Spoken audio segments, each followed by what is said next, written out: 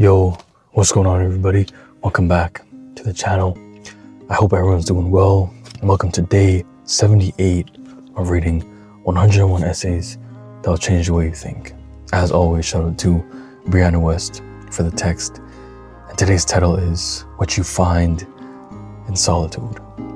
Loneliness is just an idea. It is the implication that you are ever disconnected from those around you. It's what happens when you depend on interaction to understand and be okay with yourself. Because interaction has less to do with how other people treat you and more to do with how you perceive yourself based on that treatment. It's not about how many people are actually around us or giving us love. It's what that love means to us and how it alters our mindset toward whatever it is we're doing or focusing on. Companionship seems like the reinforcement of oneself and connectivity, but it is also the idea that you not only need someone else's presence, but their approval, their acceptance.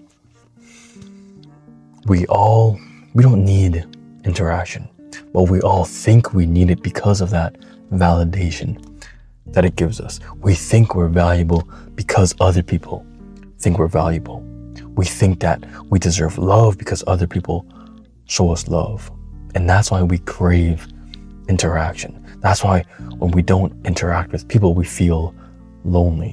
When we don't interact with people we love, we don't show ourselves love because we don't think we deserve love, because it's that approval and that acceptance that interacting and spending time with people gives us, when that shouldn't be the case.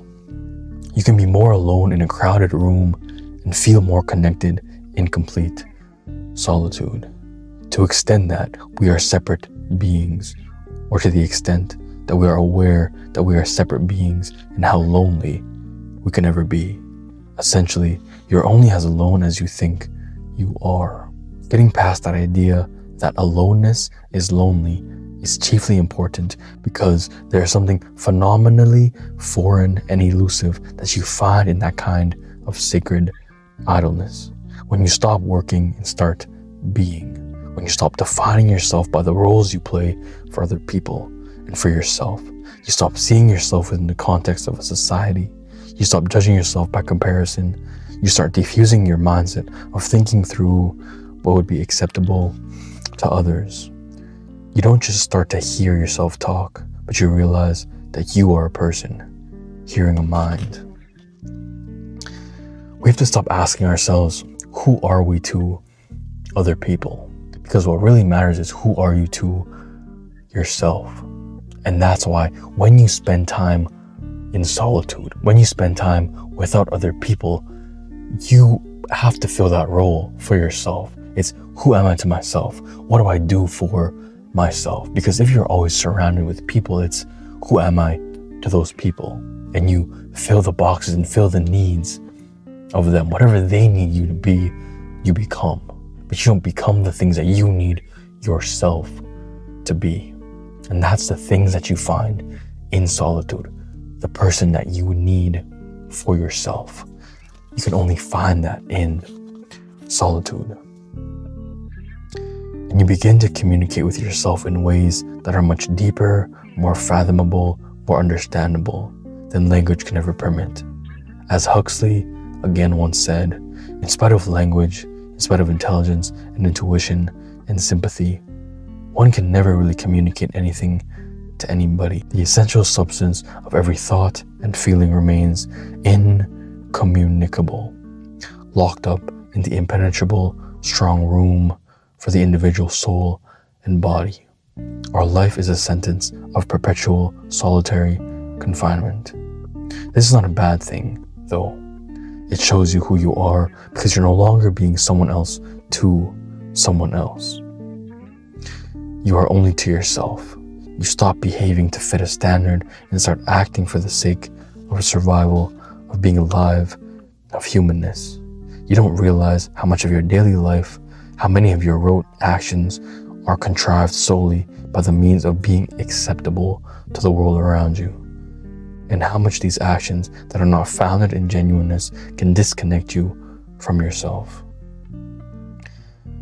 you have to do things that you want to do, because I really liked what she said here. It shows you who you are, because you're no longer being someone else to someone else, because you're not being your true self, because you're trying to fill that role that person needs. But you have to fill the roles that you need. And you're so disconnected from yourself because you're not being the person who you're supposed to be. You're being the person that another person wants you to be. And that's why you're so disconnected from yourself. That's why you don't know who you are, and you don't know yourself truly, because you're too busy trying to fill a role. You're trying to be somebody to somebody else. Solitude is the most important practice of all.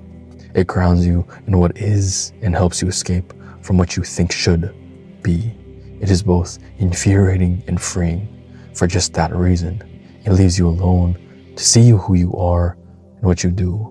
More importantly, it leaves you alone to see the real essence of what it is to be a person, the good, the bad, the downright odd and ugly.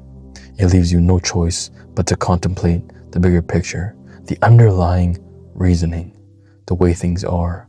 The only time we see the whole structure clearly is when we step away from it. If you are going to chase solitude, you're going to separate yourself. When you do separate yourself, you can't always have noise, because when you have that noise, you're still surrounding yourself with something, not just yourself. So if you want to truly get the benefits of being in solitude, you can't have the distractions. You can't have the music. You can't scroll on social media all the time, watch those shows, listen to those podcasts, whatever it is. You have to just be with yourself. Go on walks, no music. Exercise, no music. Meditate, no music, nothing. And just see what your mind creates.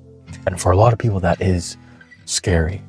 They don't want to let themselves wander off because their thoughts can be scary. So a lot of people, they would rather always have music in, always have some sort of noise and distractions. But you have to kill the noise. Because the only way that we'll see the whole picture, the whole structure, is when we step back, right?